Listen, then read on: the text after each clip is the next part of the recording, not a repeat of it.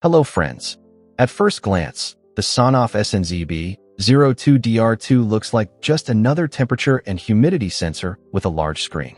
But in practice, it has one very unusual feature that clearly sets it apart from most similar devices.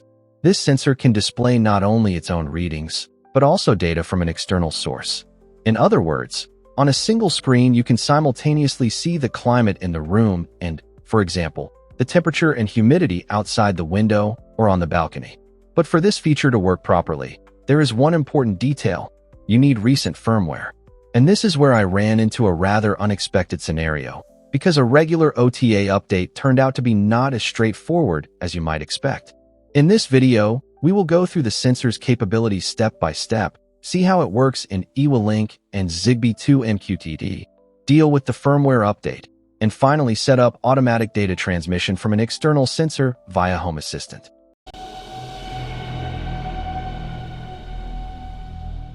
The SONOFF SNZB-02DR2 is a Zigbee 3.0 temperature and humidity sensor with a 3.6-inch display. The stated temperature measurement accuracy is up to plus or minus 0.2 degrees Celsius, while humidity accuracy is up to plus or minus 2%. The device is powered by two AAA batteries. There is nothing unnecessary in the box: the sensor itself, a quick user guide, and additional documentation. The sensor is noticeably larger than most familiar Zigbee thermometers, and the display takes up almost the entire front panel. There is a folding stand on the back, so the sensor can simply be placed on a desk, shelf, or bedside table. The viewing angle is large enough to make the readings easy to see when the device is positioned slightly below eye level.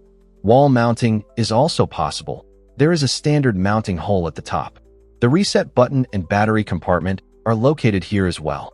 The SNZB-02DR2 is powered by two AAA cells. The size of the enclosure easily allows for this. At the same time, this should provide noticeably longer battery life than compact sensors powered by coin cell batteries. First, let's see how the sensor works in SONOFF's native ecosystem. I used the NS Panel 86PB as the Zigbee gateway. The device featured in this review connected to it without any problems, and its readings can even be displayed directly on the panel screen. In Ewelink, the sensor displays the current temperature and humidity, stores measurement history, and separately shows the battery status. Everything here is fairly standard, exactly the feature set you would expect from a regular temperature and humidity sensor. The automation section is much more interesting.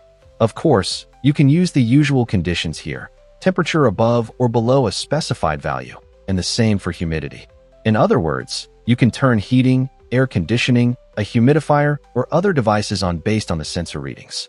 But there is also a less common option: automation based on the difference between the readings of two sensors. You can select a second device and, for example, trigger an action if the temperature of the first sensor is higher than that of the second by a certain number of degrees. The same logic is also available for humidity. I had not seen this option in Ewelink before. And for a quick comparison of the readings, I placed three SONOFF devices next to each other. The weather-resistant SNZB-02DR2, the device featured in this review, and the SAWF-08P air quality monitor. Links to reviews of these devices are available in the description below the video. The temperature spread was only about 0.4 of a degree, while the humidity spread was about 3 percentage points. Of course, this is not a laboratory calibration, but there are no obviously unusual readings from the SNZB-02DR2 here.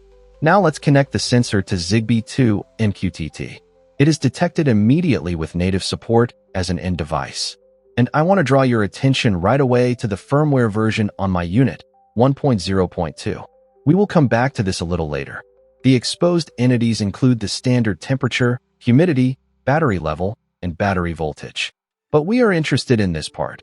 Here you can enable external data display mode, and below that separately send external temperature and humidity values.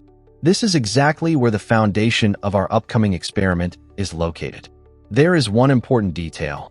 External temperature is available immediately, while for external humidity, Zigbee2MQTT explicitly states a requirement.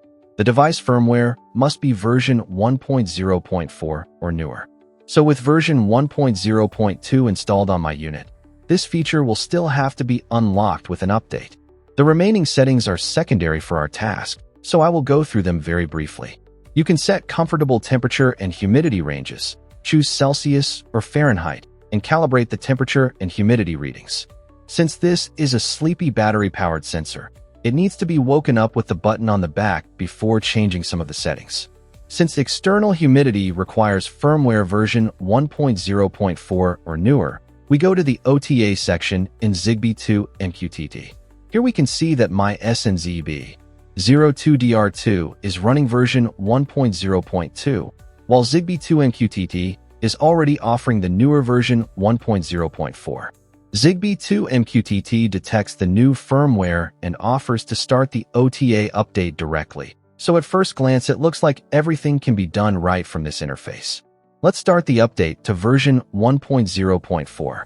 Usually, updating the firmware of Zigbee devices, although it can take quite a long time, is a fairly standard operation. But with the SNZB-02DR2, things turn out to be somewhat more complicated, so I will go into more detail here. I could not get the update through Zigbee2MQTT to work. The sensor simply did not respond to the OTA request. I tried removing the batteries, reinstalling them, waking the device with the button, and immediately starting the update. The result was the same. On the SONOFF gateway I was using, there was no update option at all, and OTA through SONOFF iHost also ended with an error. So I decided to use another capability of the SNZB-02DR2, a direct Bluetooth connection. We removed the sensor from Zigbee2MQTT and switched to Ewelink. When adding devices, select Bluetooth pairing, put the SNZB-02DR2 into pairing mode using the button, and tap Connect. Once connected, it appears in Ewelink as a Bluetooth device. You can also tell by the corresponding icon on the right. We open the sensor settings, and here things already look much more interesting. Ewelink detects the installed firmware version 1.0.2 and immediately offers the current version 1.0.4. We open this item, confirm the update, and start the process. And over Bluetooth, everything went through without any problems. The update itself took no more than a couple of minutes in my case, and completed successfully. After that, version 1.0.4 was already shown in the settings. So if the sensor initially arrives with older firmware, I would generally recommend updating it this way first, and only then connecting it to Zigbee2MQTT. In this particular case, it is both more reliable and significantly faster than an OTA update over Zigbee, which can take tens of minutes. After the update, we disconnect the sensor from Ewelink and add it back to Zigbee2MQTT. In my case, before reconnecting it, I also had to restart the Zigbee2MQTT add-on. Otherwise, the old firmware version continued to be displayed after reconnecting. It looks like the previous value had been cached somewhere. After restarting Zigbee2MQTT and reconnecting the sensor, everything is displayed correctly, version 1.0.4. This means the update was indeed successful, and now we can move on to the main experiment, sending temperature and humidity data from an external sensor to this display. First, let's manually check how external sensor mode works in general. In Zigbee2MQTT, we switch temperature sensor select from internal to external and set some test values, for example 70 degrees Celsius and 80% humidity. And here it is important to remember that the SNZB-02DR2 is a battery-powered device, which means it spends most of its time in sleep mode. So when changing settings like these, you first need to wake it up with a short press of the pairing button on the back of the enclosure. As we can see, external sensor mode does not replace the readings from the built-in sensor, but supplements them. The sensor's own temperature and humidity are still shown in large digits, while the external values are displayed separately in the Extension 1 and Extension 2 rows. Essentially, the SNZB-02DR2 becomes a small weather station where you can simultaneously see the indoor conditions and, for example, the outdoor temperature and humidity. As an example, I used the SONOFF SNZB-02DR2 as the external data source, a weather-resistant temperature and humidity sensor that I have installed on the balcony and which essentially serves as my outdoor sensor. To clarify, the source can be any suitable numerical entity in Home Assistant. It does not have to use Zigbee, and it does not have to be a SONOFF device. Moreover, Since these values are simply labeled Extension 1 and Extension 2 on the display, you can also send completely different data there if it falls within the supported numerical range, for example, battery charge percentage. In Home Assistant, the SNZB-02DR2 has the same external temperature and humidity fields that we already saw in Zigbee2MQTT. You can also change them manually from here, but for continuous operation that obviously makes no sense. Our goal is to automatically insert values from another sensor into these fields. And here are its entities in Home Assistant: current temperature and humidity. These are the two values we will automatically send to the SNZB-02DR2. This scenario works well, for example, for a balcony, outdoors, a storage room, or any other location where separate remote climate monitoring is needed. To make everything work automatically, we create a simple automation in Home Assistant.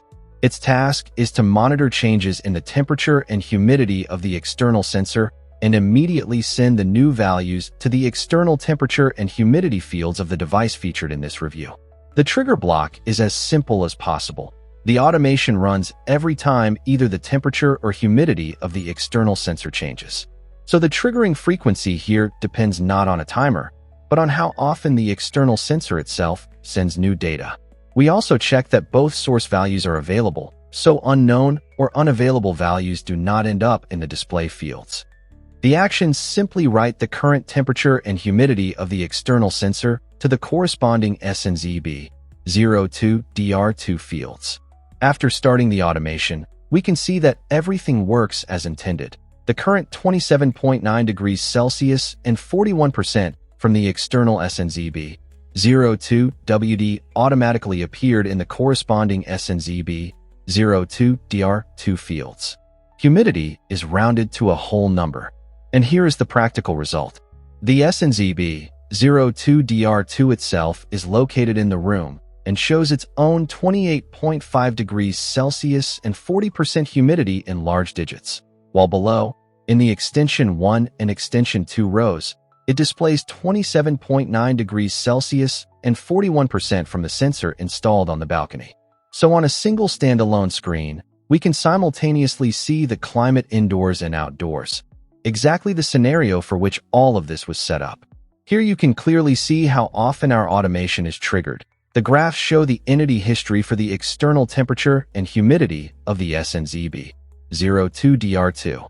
New values are written at exactly the same frequency at which the external sensor transmits its readings. For battery-powered sensors, this interval usually depends on how quickly temperature and humidity are changing.